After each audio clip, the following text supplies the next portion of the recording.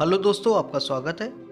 दोस्तों, आज मैं बताऊंगा कोर्ट, कचहरी, थाने आदि में आपको कुछ शब्द सुनने को मिलते हैं, तो इनके बारे में आप नहीं जानते हैं। तो इनके बारे में बताएंगे, इनके अर्थ के बारे में, इनका मतलब क्या होता है। तो सबसे पहले है गुजारिश।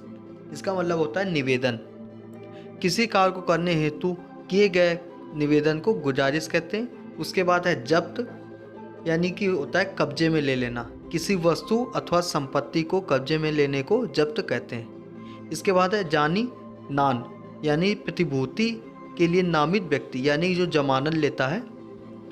अभियुक्त द्वारा अपनी जमानत के लिए जो व्यक्ति नामित किया जाता है तो उसे प्रतिभूति के लिए नामित व्यक्ति यानी जामीनान कहते हैं। जमानतदार यानी प्रतिभूति दाता, जो जमानत लेता है। जिस व्यक्ति द्वारा किसी की जमानत ली जाती है तो उसे प्रतिभूति दाता, जमानतदार कहते हैं। उसके बाद है जमानत यानी कि प्रतिभूति।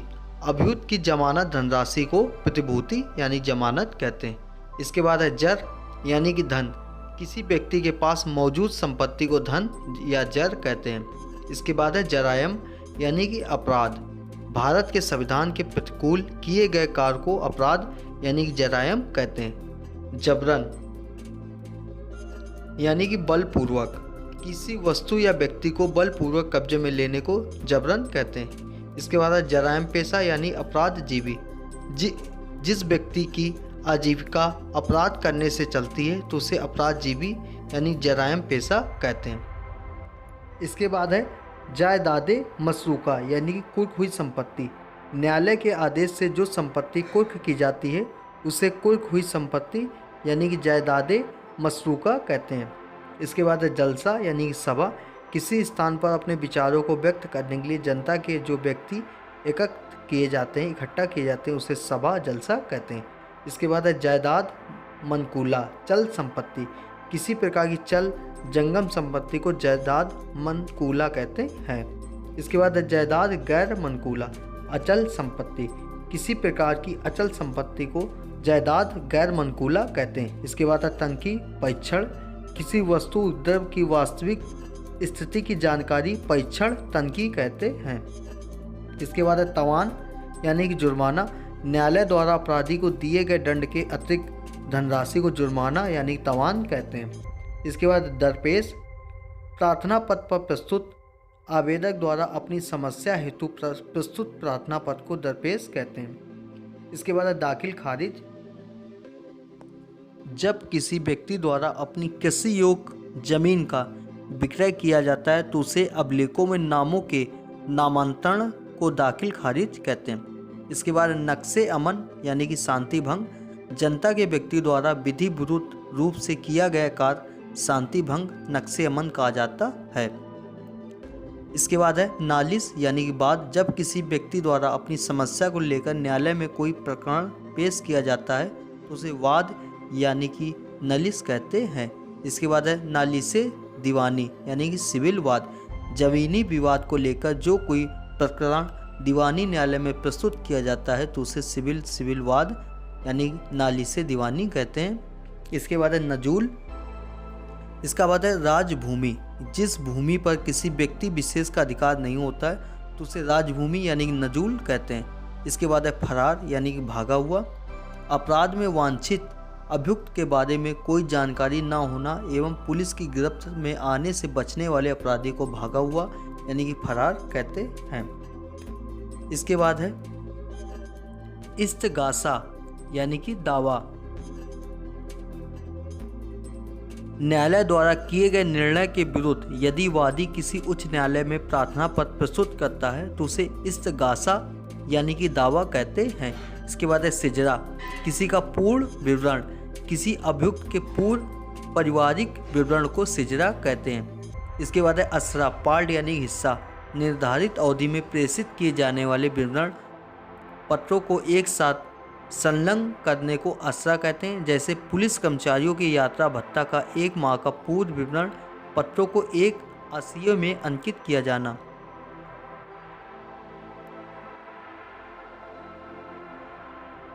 इसके बाद है असिया यानी सरकारी संपत्ति का विवरण। थाने पर उपलब्ध सरकारी संपत्ति के रख रखाव के विवरण को असिया कहते हैं। इसके बाद है इस साल यानी कि प्रेषण। थाने पर अंकित किसी भी प्रकार की सूचना को अलग से प्रेषण किए जाने की कार्रवाई को इस साल कहते हैं। इसके बाद है मरजुआत यानी जानकारी पूछताछ करना। किसी अभियुक्त गवाह से पूछताछ करने की कार्रवाई को मरजुआत कहते हैं। इसके बाद है सय असनाहे नज़दीकी पास के रास्ते से निगरानी।